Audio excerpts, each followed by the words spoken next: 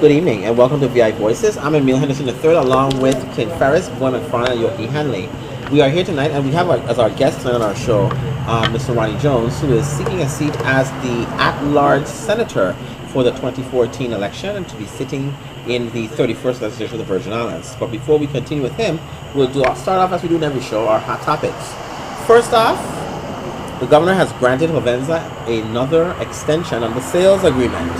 As you know, the Hovenza agreement went forward and was passed by the legislature, and Hovenza had 1 year to actually sell the property.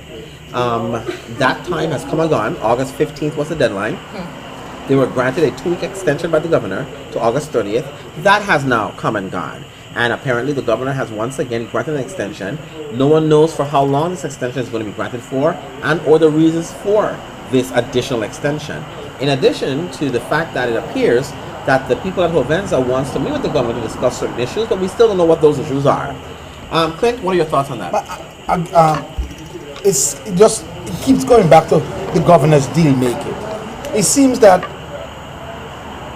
the governor is negotiating on our behalf, and we never know what he's negotiating. We don't even know what are the parameters, and it continuously hold crucial information.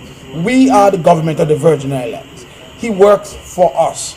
However, accordingly, he seems like he's just working on his own behalf, which I'm very, very confused about this whole second extension, because there's no clear date. How long does it run? What governs this extension period? What are the issues that are germane why they need an additional time? Unless the plant is going to be sold within the next 72 hours and they just need to have somebody sign on the dotted line. If not, I think that they need to enforce. But the $50 million we're supposed to get from them? Up to 50 million. Up to 50. He's only doing what his customer doing, and we don't allow him to do it. So the community. When I say we are talking about all of us, that to identify with the people, and it's us. It's our fault. We allow him to do what you do continuously, and he's always doing it, and he's gonna continue to do it. I agree with you in terms of his negotiation skills. We see, well, when you say negotiation skills, the ones that he lacked is what I was about to say, because we don't see the end result all the time. Again, he needs to be challenged. He needs a message of people to galvanize and anything, and let's move forward as a united front and deal with situations that are coming down. That's not in the best interest of us as a people. You're making the assumption that he lacks negotiation skills. As Clint has said, rightfully so, that we don't know what's going on. So for all we know, he's negotiating. His powers of negotiation are in his supreme. best interest. In his best interest. Sit there. Yeah, but and if you take a good look at it, the governor has yet to be checked. He has 3 months left.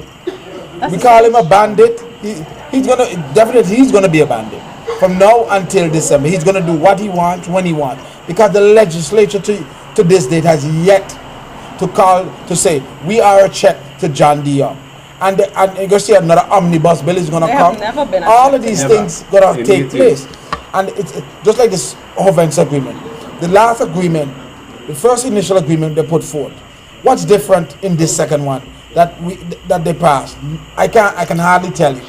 It's the same thing. They may change a few words here and a few words there. It was something. Wait, it was an addendum. There was something. It was an addendum, and I honestly believe that the parallel evidence rule violates. I mean, it has been violated by having an addendum. Parallel evidence rule meaning that you are supposed to read the 4 corners of the contract and what's in there is in there. And if you have to go outside of the contract to determine a provision or what a provision is, then that means your contract is improper or void. And so nothing was wrong with them redoing an entire new contract, put it in the contract, but this whole thing about an addendum to explain something, and the addendum really says is that this is what Hovenza understand the agreement to be. That's the addendum. Yeah. Not only that, some question his authority in terms of being executive branch and the executive branch doing negotiations. I thought it was solely the legislature that could do that. No, the legislature approves, ratifies agreements. The executive branch are the ones that negotiate the contract, which is why they have to turn it over. But wasn't that in question during the hearing? What? Something about that. If the legality of him offering the extension without going back to the Senate. Right, that was illegal. Right. He would have to go back to the legislature, but for months they let him do it. The agreement ended in January. and he extended it from Right. January He extended on it his without- own. Correct. And they correct. sat there and let him do it. So from jump. So this governor does do whatever he wants. Yeah, He's absolute. Yes. However, they're he was able to supposed totally emasculate the Senate, basically. No man, how? But they allows it, and that's when I hear Sean Michael Malone's people tell me that how could he make he's only one vote. But I said Sean Michael Malone has been in leadership in the majority, and he has continually voted on the side of this governor. However, I only start to see some of these senators move away from this governor this election cycle, and Emil is telling me that Samuel Sanders is out there touting, speaking differently than he has spoke for the last 6 years. Come on, this is nonsense. Total nonsense. They continue to endorse these governors and sign off blindly. It'll be interesting to see what his legacy will be. And when I say that, because each governor, even Turnbull, has left money when they left. As bad as the situation was, they always left something. I'm curious to see if it's going to be like a penny he's going to leave back. His You legacy is to. going to be one. We got money. Hey, excuse me. I mean, because Leave a penny? Excuse me. We didn't got that. Yoki, his legacy is one that come 10 years after, he's going to be glorified and be propped up on a pedestal and talk about how he did what he did. No, think about And why he The did one what he that did too. They're ran, gonna find some Senator reason Legal why, Fast. why he did and why you gonna name Hillary Clinton and, to see that happening. and why you gonna name the road up there after him? You're gonna name it or bypass after him? No man, we can't do that. No, honestly, you're gonna see falling. My thing is, we need nothing named after John D. Young. well, his Nothing. legacy is going to be almost as proper as Chorizo was. So what? Chorizo. Okay. Yeah. Who's to read? From Santo Domingo. Okay, gotcha. Yes. So his legacy can run parallel to that. Oh, God, man, that's a little harsh. But that's also parallel because the only thing is that, you know. Treason was a tree. Look, you know, People like you wouldn't last no, on that you know, TV. Yeah, Never. no, too dark. we never. must He would go. have been make it a day on the treason regime. Thank you for a little color, eh? I mean, why nobody you don't died, love right? last with us, but I don't know if he's like a treason. I don't know. Yeah, I mean, that's a bit rough. let me say why I say that. Because if you go against him, you get the axe. Maybe not literally, you understand, but then you can't work, you can't provide for your family. So it's almost the same label. thing as, exactly, it's almost the same as being killed, because if a man cannot provide for himself or his family especially, then you have basically emasculated that man and left him to be as nothing. But- that's basically how Trujillo ran the Dominican Republic for all those years. But- Anytime anybody came up and said, ha, kick, that was the end of that. And I hear what you're saying, but if you think about it, you're right. John D. Young runs a totalitarian regime, a very absolute, and he's absolute. And we need to go back and take a good look at some of the things that happened under him, especially pertaining to Ovensa. Remember, right after in 2010, when Rivera, they said sign off on that deal that gave them back the money for the spill. That Carmelo Rivera, Carmelo. he was active, and I continue to say that everybody keep blaming Carmelo Rivera for something that actually the governor did. Because Carmelo Rivera doesn't do nothing without John D. Young signing off on it. Okay, but it goes further than that. And this is once again where we go back to the debate of the Attorney General. Okay? Nobody in the government of the Virgin Islands can sign off and execute contracts until the Attorney General signs off that it's okay for legal sufficiency. So If Carmelo did that, unless he went rogue, if he did that, the AG had to say, yep, I read it, and yes, you can do it. So they would actually check. They would do at least one check before Mr. Rivera did what he Had did. to. No, let me put it this way. That's what's supposed to happen. But hold on. But again, in this government, most of the times, most commissioners doesn't act without government house knowing what's before them. I would Under hope that not. direction. I would hope not. Government, how give them the matching out? But look at it at the Hovenza agreement once again, right? And I want to harp on this Attorney General thing because I keep people talking about electing Attorney Generals, and I don't agree with that at all. I mean, the Attorney General should always be appointed. It depends on the legislature to properly vet them. How can you be the people's lawyer? Okay, that's what you're supposed to be as Attorney General. You're the people's lawyer, but you negotiating the Hovenza agreement. What's supposed to happen is the executive branch negotiations. That's why the governor has Office of Legal Counsel. They go and do all sit this down, stuff. right. When they have it completed, they send it over to the Department of Justice. The AG goes to it to do what? Make sure that the people on the Virgin Islands are protected by the agreement. Yes. How would I go? If I am the one negotiating it, with what objective eyes am I looking at that agreement to say, well, no, that ain't gonna work. Nope, you can't do that. Nope, I can't approve that. It could have stopped with him by saying, I don't approve that. And here are the reasons why I don't approve that. And he really couldn't enter into it. I mean, I guess he could have entered if he wanted to, but at least you would have had on the record the AG saying, Yeah, he's against because it. if he entered into that agreement and let's have passed it, on behalf of the people of the Virgin Islands, the AG could have filed suit. But how do you do that when you're the person sitting on there, just rubber stamping for the most part everything that goes on at Government House? He took it a step further. He went in front of the legislature. Yeah, and tell them it's fine. Practically. Yeah. I just don't get it. I don't get it. But we'll see what happens with that. As you know, the Supreme Court has ruled in Bert Bryan's favor, or I should say the people of the Virgin Islands' favor, Yes. and has ordered that Senator Hansen be removed from the ballot and determined that she's ineligible to hold public office because she has been convicted 3 times of crimes involving moral turpitude. Senator Hansen, I from hearing all the talk on the radio and stuff, she's vowed to fight. In the paper, she said the war has begun, and at this point, the governor issued a press release on Sunday indicating that he's considering a pardon. Now, what are your thoughts on not just the Supreme Court's opinion, but this issue regarding the pardon, the possible pardon?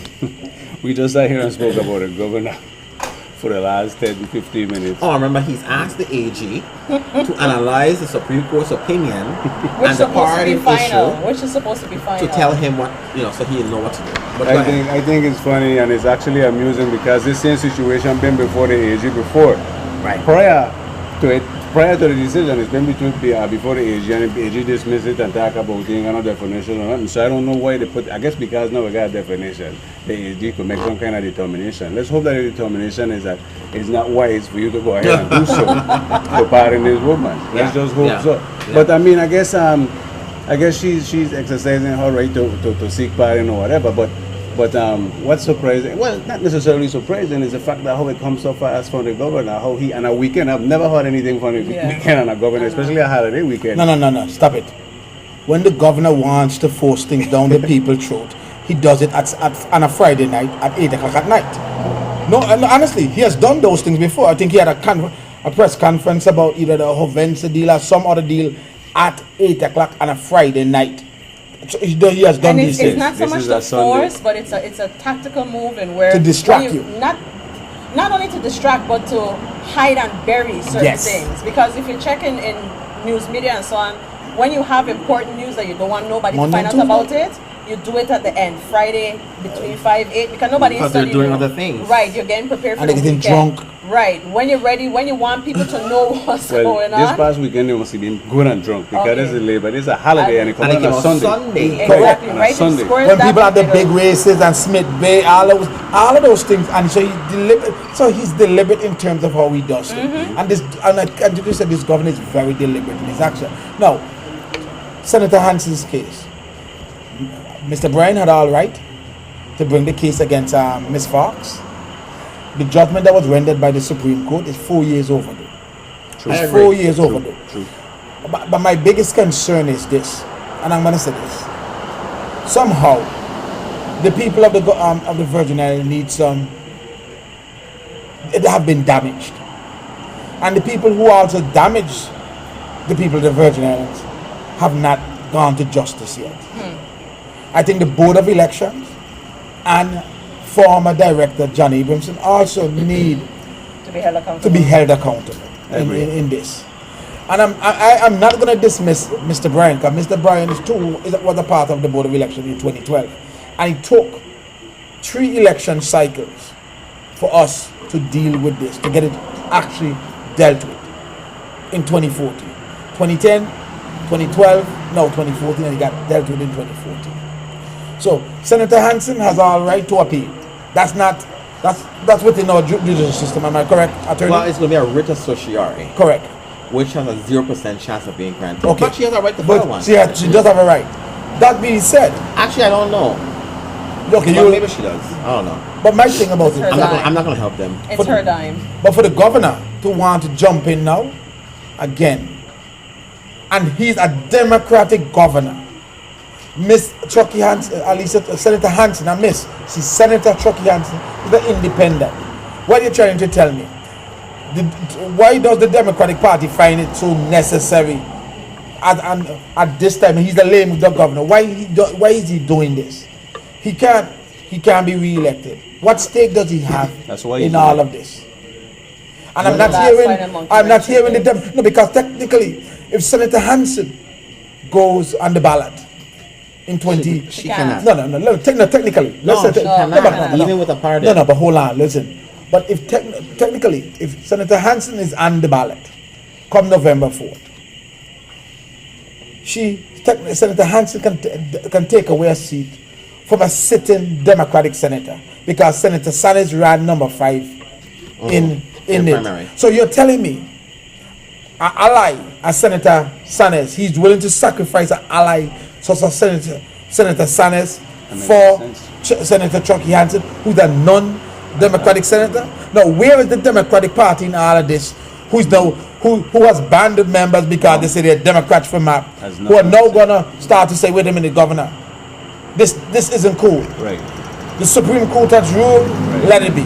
I agree. I'm not hearing the Democratic Party in none of this. So that tells you that they that's fully support her getting a part? No, yes, but the little man who has just his voice and his word, Going to get buried under they're the burying jail. and stamping him down. I agree wholeheartedly. We'll see what happens with that. But when we return, we'll have Mr. Ronnie Jones, who's seeking a seat, as I said, to be at-large senator in the 31st legislature. Back in a moment.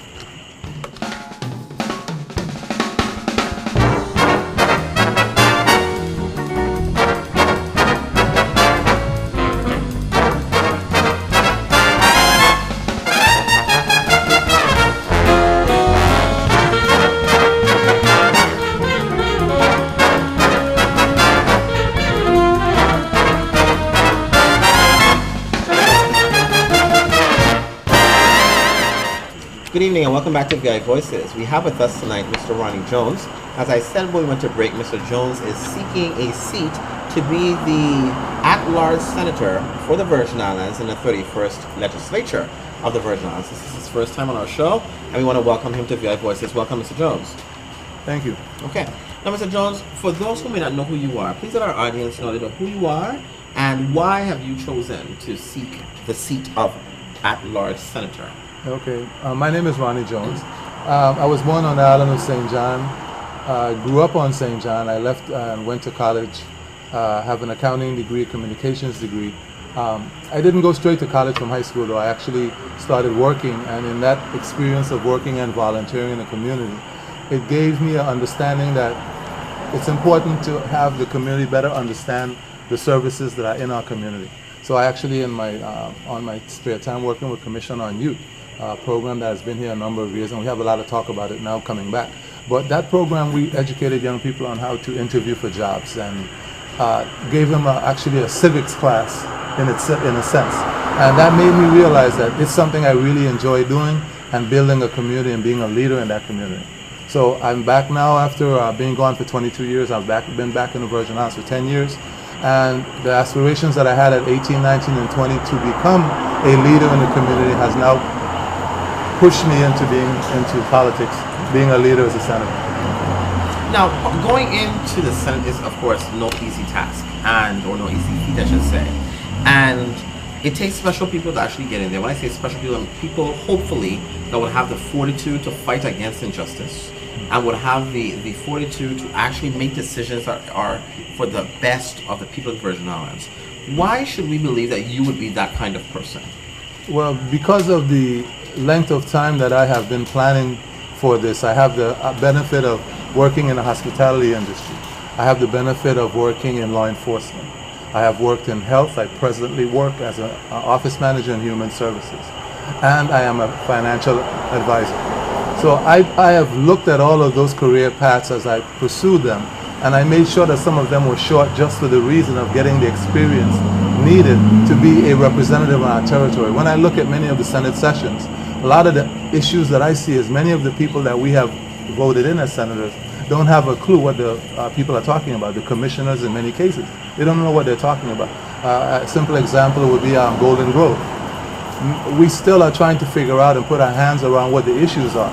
But it's not, unless you've lived or worked in that environment, meaning you've worked in that environment, you can really understand what the correction officers are dealing with, or what the inmates are dealing with, or what management is dealing with. So I bring a understanding of a lot of different departments because of my long training and being preparing for this job, to be able to be a voice for the rest of the body and helping them to understand why this department wants this money, or why this department feels this situation is unsafe, and why we should address it. Because that's the whole thing. We're supposed to appropriate monies, but it feels that we're not appropriating it right now in all the best places that it's needed. But Mr. Jones, appropriate money is one aspect of the job. Putting forth the proper laws, so we can govern ourselves effectively, and we can also manage things within our community. That's another aspect of the job. And I have a challenge.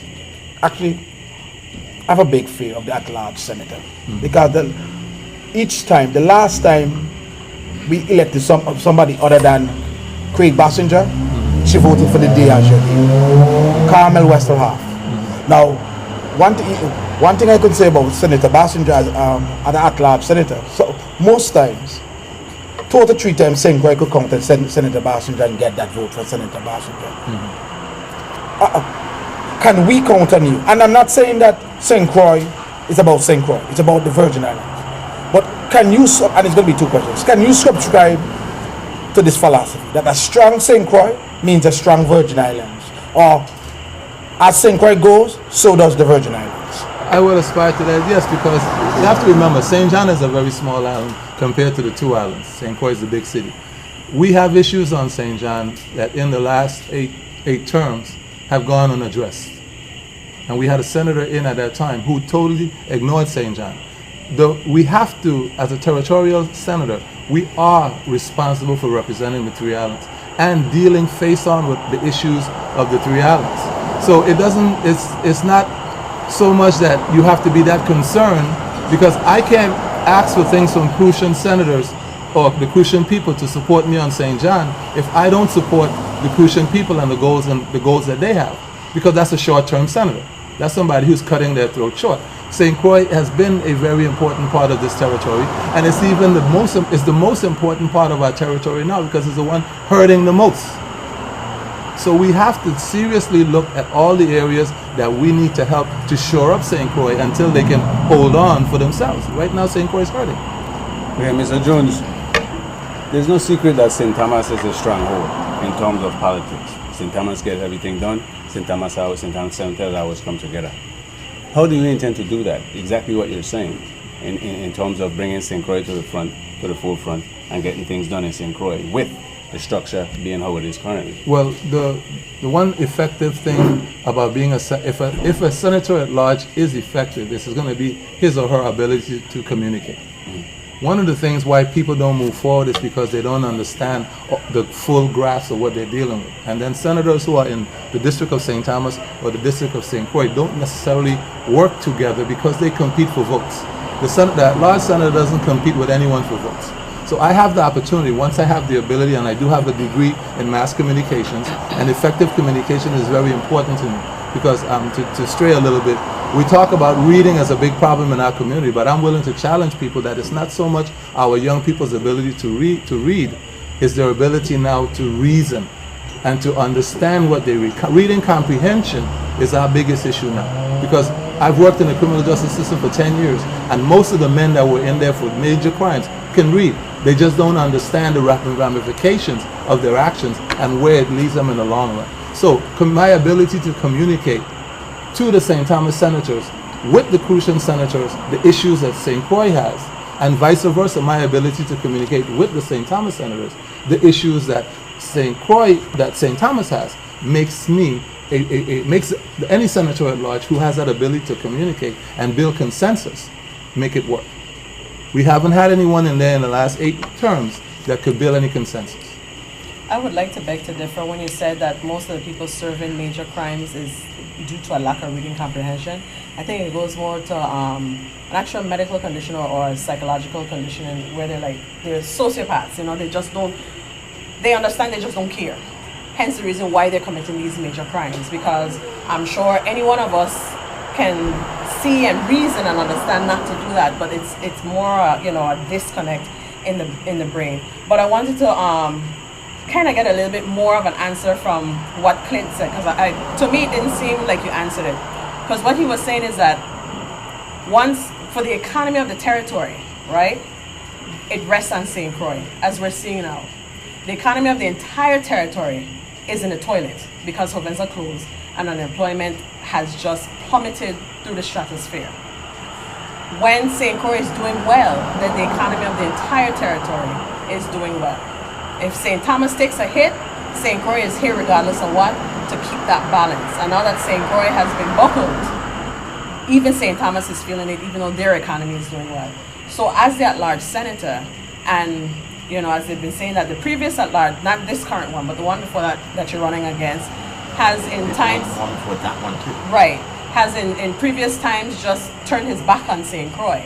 How will you really put the focus on St. Croix so that it's not that we're standing on our own, but that the economy of the entire territory is now healthy again? Well, as a senator at large representing the territory, the onus comes on my relationship with the Crucian people and then with the body of senators that represent St. Croix in helping St. Croix come up with the conclusions or the solutions to fit St. Croix. I can't tell you that I have all the solutions for St. Croix, but I can tell you together I'm willing to work with the Crucian body of senators and the Crucian people to come up with creative ideas looking at the situations that we're dealing with. So I can give you my sincere confirmation that I will work. Throw one creative idea. One creative idea right now is our community is lacking in skills. Mm-hmm. We have a whole bunch of people who are pushing their children through high school. We're not focusing on them from the 9th to the 12th grade and identifying what do they really want to major. What do they really want to do with their life? So they go to college for 2 semesters, drop out, and they're on our corner.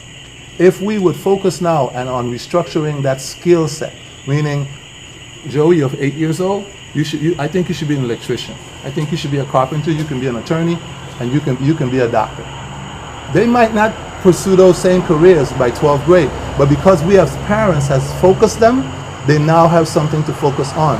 We have literally gone to the technical world and expect them to educate our children. We have to pull back a little bit now and start focusing on that responsibility being individuals. Right now, since Hovensa left, we have an issue at the complex. The complex has a number of students who join for technical education, but they can't get it now because Hovensa isn't funding it. Well, they started from ARTA, because that program starts in ARTA, in the junior high level. Yeah. And then they continue. So you'd have to back it up. So you mean that as part of the Hovensa agreement, the governor didn't mandate that Hovensa continue to fund this program you're talking about? No, it wasn't. They didn't continue. But I'm a part of the Virgin's Career and Technical Education program now, and we asked them. We said, "Come on, help us at least with the next 2 graduating classes." And they said no. And they didn't necessarily say no, but they helped us with the last one. But we are now on our own for this one. But the point is, I'm making, as you were saying, we have an unskilled community. The Department of Labor has a number of jobs. Right now, if you check the Department of Labor listing, there's a number of jobs. But if you don't have skills, you can't fit those jobs. But again, but you clearly understand, clearly what you're saying. Mm-hmm. That presently, we have an unskilled workforce. Mm-hmm. That this present administration was tasked over the last 8 years in building and diversifying the economy and making sure that our people are prepared for whatever opportunities are there. And right now,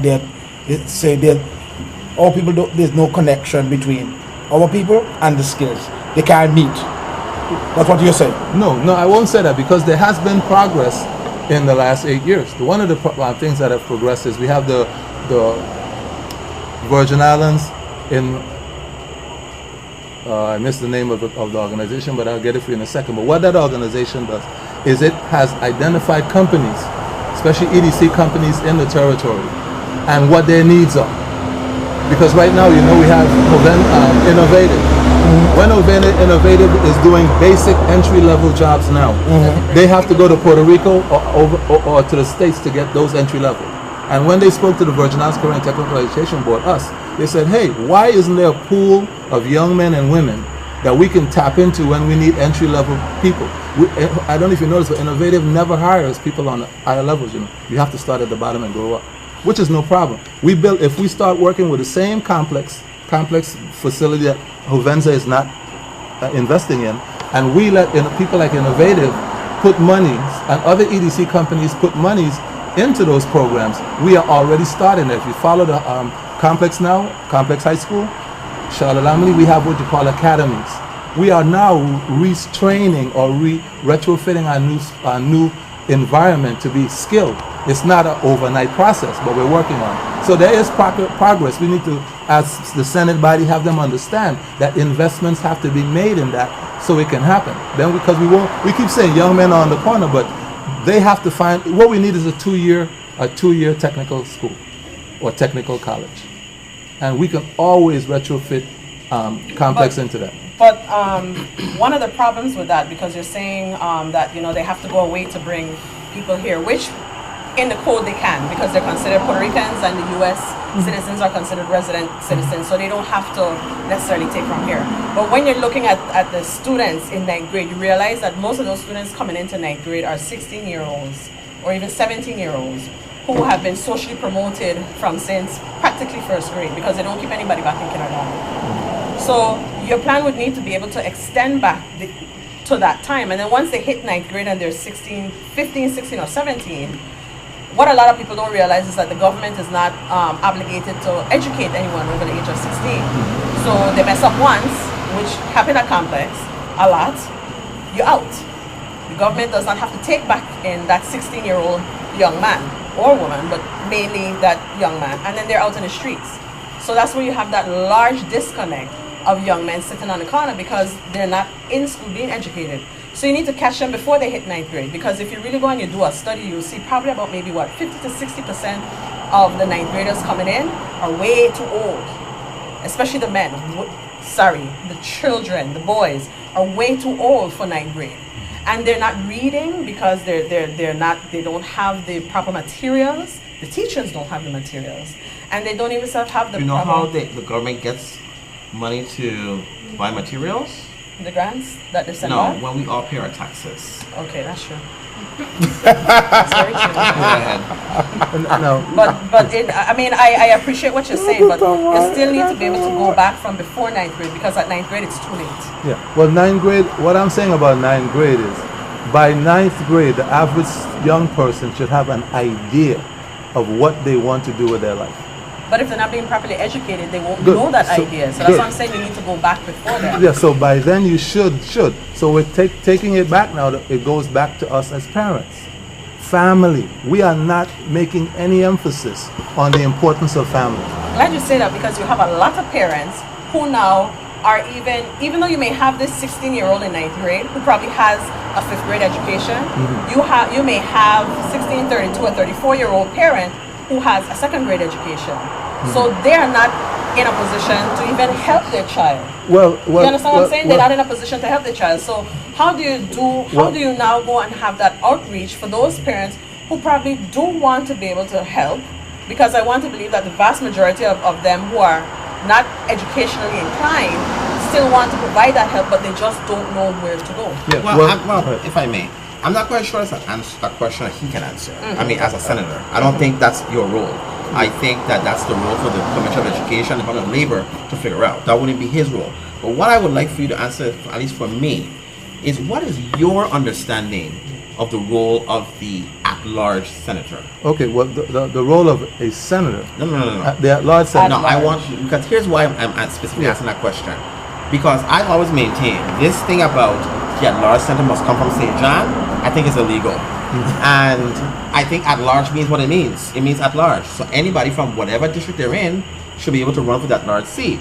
I think that you all in St. John have been brainwashed to feel that you can only run for the at-large seat. You're the St. Thomas St. John district. Any of you from St. John can run for a regular Senate seat of the 7 in the St. Thomas St. John district, but for some reason, a lot of people from St. John never tried to do that, and I never understood why the people of St. John couldn't set up and say, you know what, we're going to pick one person to get a seat over there in the St. Thomas St. John district to fight for us, and we're only going to vote for that person. So my question is, what is your understanding of the role of the senator at large? Because people mistake that role, and they think that because it's required that the person from St. John come be the at-large senator, that there's somehow the St. John senator. So what is your understanding of the senator at large? Well, the benefits of being a senator at large senator is that, in my book, you actually can say you are St. John's representative because you have to be a resident of St. John, which being a resident of St. John means you know what the St. John people deal with on a daily basis. Right. The St. Thomas district person does not know what goes on St. John on a daily basis. Well, then that's sad, because it is the St. Thomas St. John district. But it's a fact. And if it's someone in St. Thomas doesn't know, I would think that the people of St. John would need to get themselves together and vote for who knows their issues. And so that's why I'm asking, because people need to understand the large senator is kind of like that one checks and balance person in the entire Senate. Because you're the one to make sure you should be the person who is like the wheeler and dealer to get everybody in order for what they're doing, to make sure, and that role has to understand the issues for all 3 islands. Yes. But what I'm saying is that people seem to mistake that role and think that if you weren't thinking about St. John, then you're not the appropriate at-large senator. No, it is discussed, not to cut you off, it is discussed often for people who are in politics in St. John that you have the option of going to St. Thomas and running for the district. But our population still has not passed 4,000. Yeah, but you only need 3. Yeah, but to win. And our young people, because there's no economy on St. John, as our young people graduate, they move to St. Thomas or they go to the States. So we don't have that. I was gone for 22 years, got home 10 years ago, and I'm one of the number one people running or interested in running. We don't have a whole lot of people that step up and say, I want to run for any type of position. But if I'm living on St. John, I have the option of saying, I want to be that St. John senator. But we do discuss the option of going to St. Thomas and running for the district. St. John has 7 senators. Yes. They have 7. No, St. John has 14. Because from the at-large position, I know that St. Croix will work, 7 senators will work to help St. John and St. Thomas will work. Yes, 7 From the district. There's From 7 the district right. senators for St. Thomas St. John. And I just wish that the people of St. John would understand that it's okay to send somebody from St. John to run for a St. Thomas St. John seat. And what you all collectively should do is decide who you want to go there and say, that's the person we're going to vote for. I'm just saying. You only need like 3,000 votes to win. $2,600 to vote to win one Senate seat. But talk to me a little bit about how you intend to build that kind of, if you are the at-large senator, how do you intend to build that kind of consensus among the senators to get what needs to be done for the people of the Virgin Islands? Again, I am betting or putting my stakes on the fact that if I go to sit down and talk to a St. Croix senator about an issue that a St. Thomas senator feels is important for the territory, then I need to understand that, what he's trying to impart, and maybe he cannot speak to you directly because right now I'm not sure if it's going to be the best thing for St. Croix, but he comes to me and says, Senator at large, I need your help. And then now I put my communication skills to work and my honesty and my caring for St. Croix, and I come and I talk to you and I say, listen, this is what we're looking at. And then you will throw to me some of the things that you might not feel like throwing at him. Because maybe you said it to him already and he maybe wasn't understanding where you were coming from. And I say, hey, I am from a little island who gets shortchanged a lot also. I understand where you're coming from St. Croix. But this is what he's trying to say. And I become that middle person, that person that builds the consensus. It is easy to be done because, again, there isn't that immediate adversarial thing of, oh, he's going to look good on my behalf. I don't take anything from any senator, Well, but I can help our community. Okay, so let me ask this then. If you were to be elected as our senator at large, do you support the restructuring of our legislature to return it back to where we had more at-large senators, where we had 3 districts, which means St. John would have its own senator? Would you support that kind of restructuring? Yes, I do. Okay. Yeah. Well, as we're running out of time, please let everybody know where they can find you if they have more questions for you. Okay. And just close up for us. Well, I'd like to say thank you to this panel for having me. It was a challenging panel. I'm glad for that too. It wasn't a little drink some water and smile.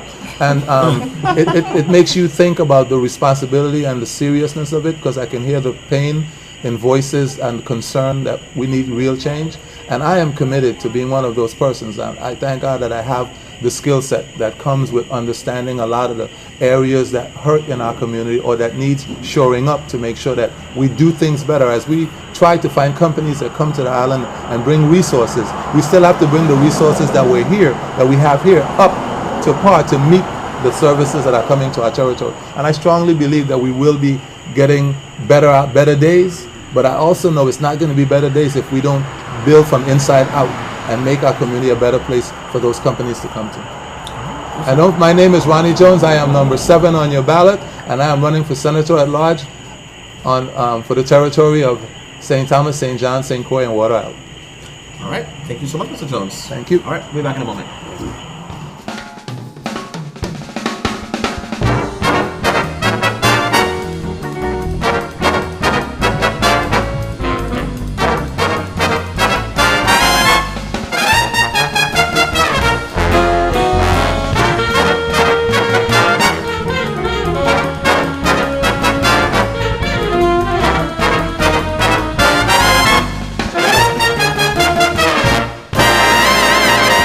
And welcome back to VI Voices. We want to make sure that you know that Mr. Jones, Ronnie Jones, who is running for office, if you want to call him, again, connect with him, you can call him at 340-514-4798. So please be sure to call him if you have more questions for him. Like we know Yoki would. And we know Yoki will have a lot of questions for him.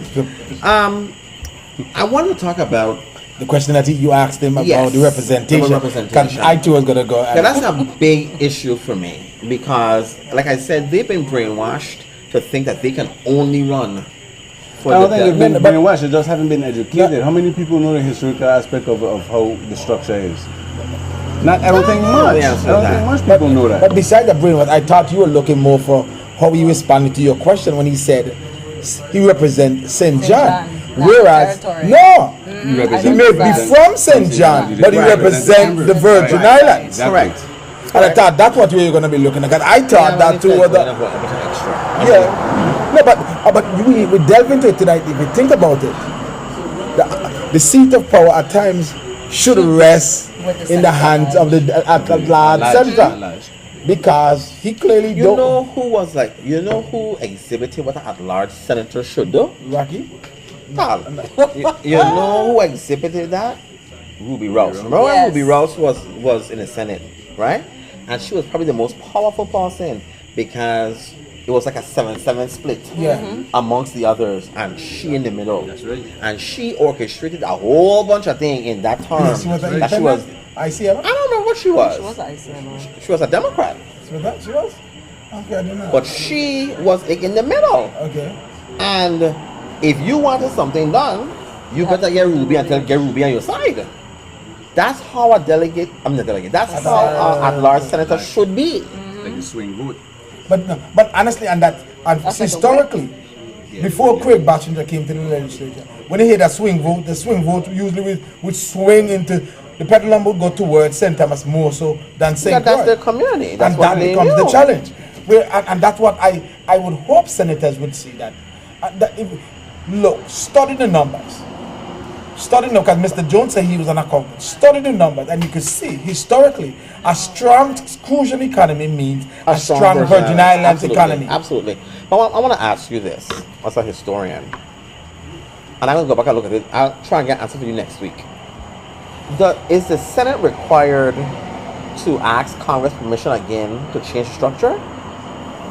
or can they change it on their own? That's a good question. That's a good I think- question. I I think- I can't think give they you could- And I'm going to look at it I think because they have I to thought submit I it. thought No. I read it, Do they? right? No, I don't. And when you read it, when preparing for this last hearing I had, and I thought I read in there that the makeup of the Senate shall be the 15 senators, whatever it was, right?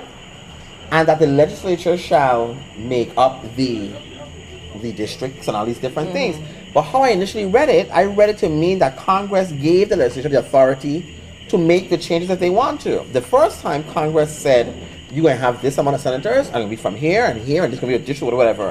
I know when it was And then revised. when it was revised in 68, the revision came back with, yes, you can have the 15, but it had language that says, and the legislature shall do this, this, and this. But when I read it, I didn't read it to mean that they had to go back to Congress read this to again. I didn't read that. restructure it. I don't understand it. I as such. gotta find I that think out. I think that they can do it on their but own. I don't think they have to go that back. they need I don't to, think they have to go I'll back. go and read it. please. I gotta ask this question. It may seem like a real dumb question, right? No question is dumb on VI Voices. Okay. Correct. None whatsoever. All right. We have the revised Organic Act of 1968. No, 54. Sorry, 54. Okay, and so the original one came in 36. 36. And there wasn't another one afterwards. No. Okay. 54 is the last one. All right. Okay.